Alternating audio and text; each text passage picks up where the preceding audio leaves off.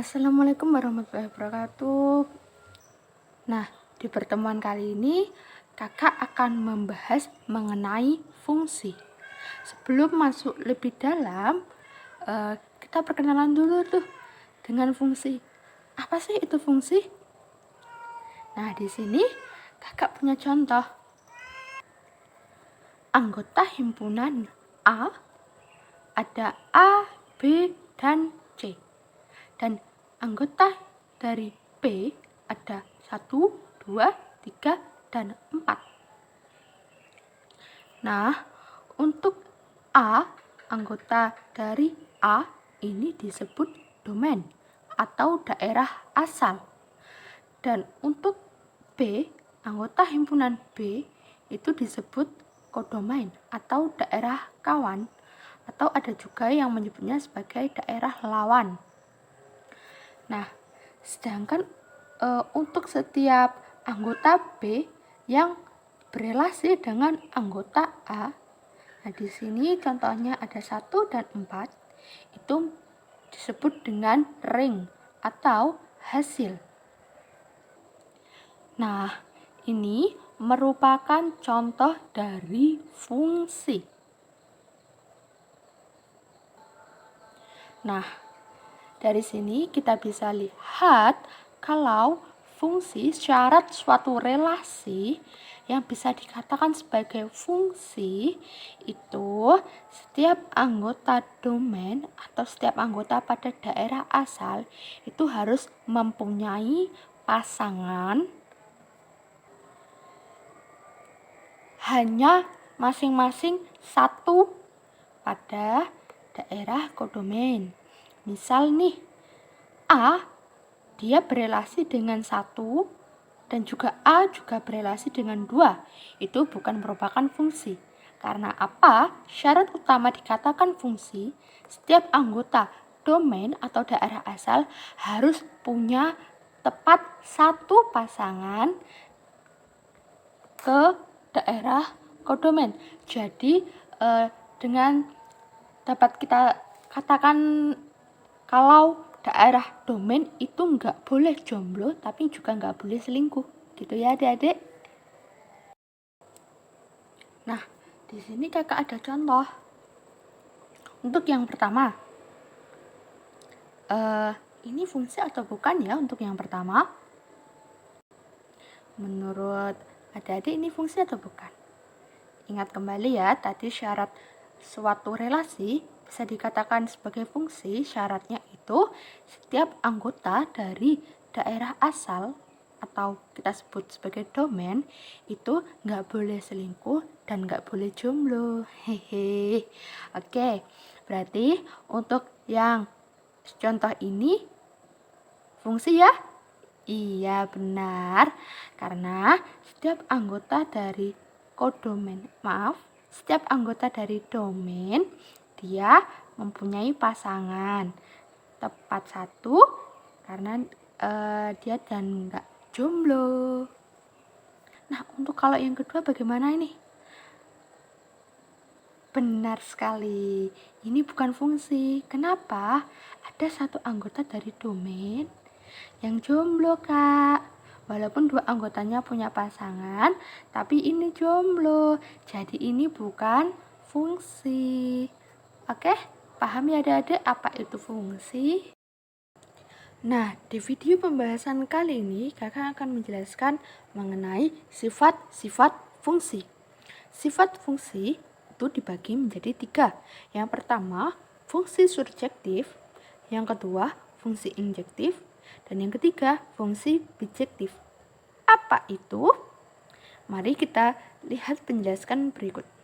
Suatu fungsi dapat dikatakan sebagai fungsi surjektif apabila kodomain tidak ada yang jomblo. Artinya, setiap anggota dari kodomain mempunyai pasangan. Oke. Kemudian yang kedua, suatu fungsi dapat dikatakan sebagai fungsi injektif. Apa itu? Syaratnya kodomain tidak boleh selingkuh.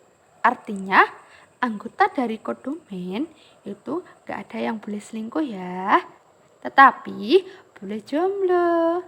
Paham ya adik-adik? Nah, untuk yang ketiga, suatu fungsi dapat dikatakan sebagai bijektif apabila, di sini kodomen tidak boleh selingkuh dan tidak boleh ada yang jomblo. Jadi, fungsi bijektif itu apabila suatu fungsi dapat dinyatakan sebagai fungsi surjektif dan injektif. Maka apabila dia memenuhi dua sifat ini, maka dia sebagai fungsi bijektif. Masih bingung? Masih belum paham? Nah, mari kita lihat contoh berikut ini. Nah, di sini kakak punya 3 contoh.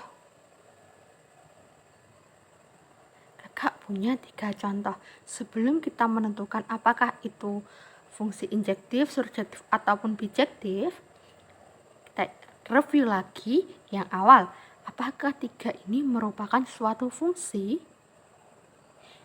Ya, benar. Ketiga contoh ini merupakan suatu fungsi. Kenapa suatu fungsi? Karena setiap anggota dari daerah asal masing-masing contoh ini punya pasangan. Iya, benar banget. Jangan lupa, dia punya pasangan, tetapi nggak boleh ada yang selingkuh ya. Oke. Nah, sekarang kita menentukan mana sih di antara contoh ini yang merupakan fungsi injektif, surjektif, ataupun bijektif.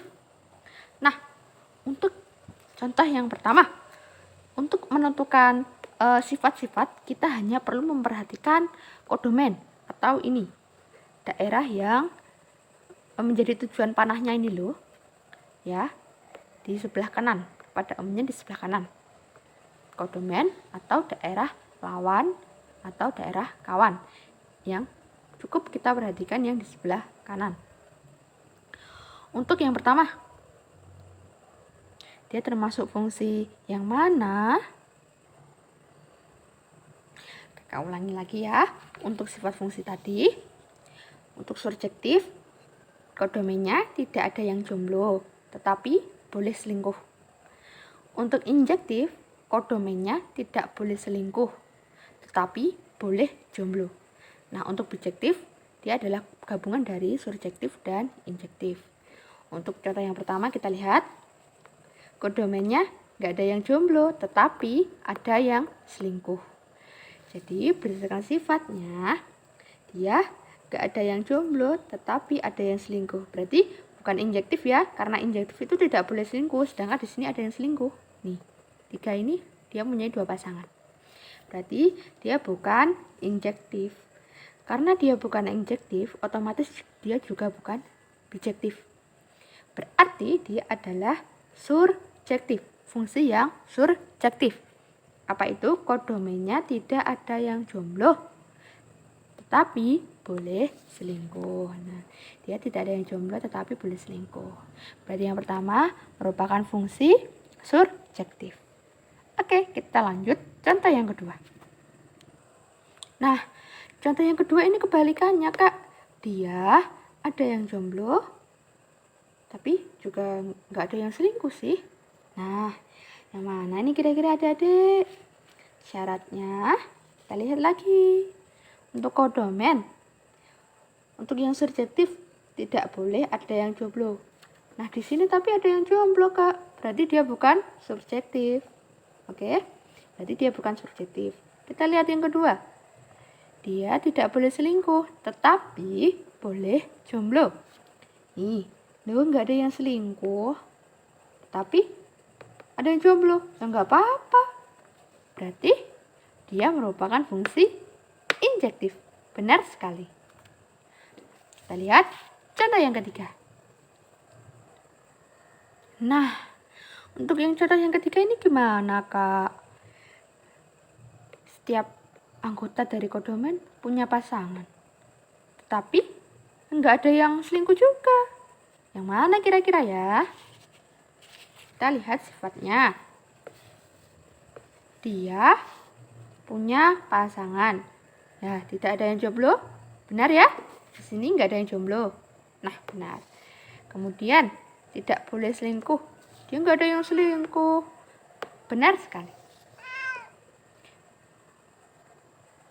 Karena dia memenuhi sifat subjektif dan juga injektif, berarti otomatis dia merupakan bijektif. Tidak ada yang selingkuh dan tidak ada yang jomblo. Lihat lagi, kodomenya tidak ada yang selingkuh dan tidak ada yang jomblo.